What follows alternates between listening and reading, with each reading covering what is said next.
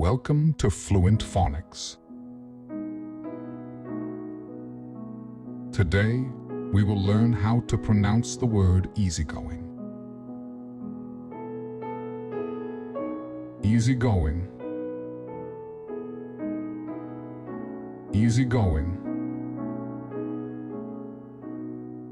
Easygoing.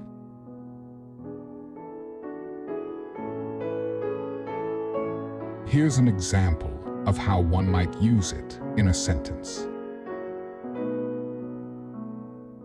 She was an easygoing boss who was always willing to listen to her employees' concerns.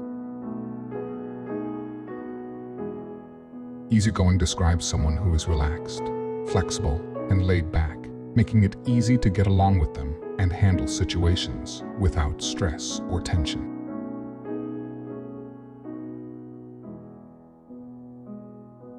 Thank you for your time. If you enjoyed this, please like and subscribe for further content.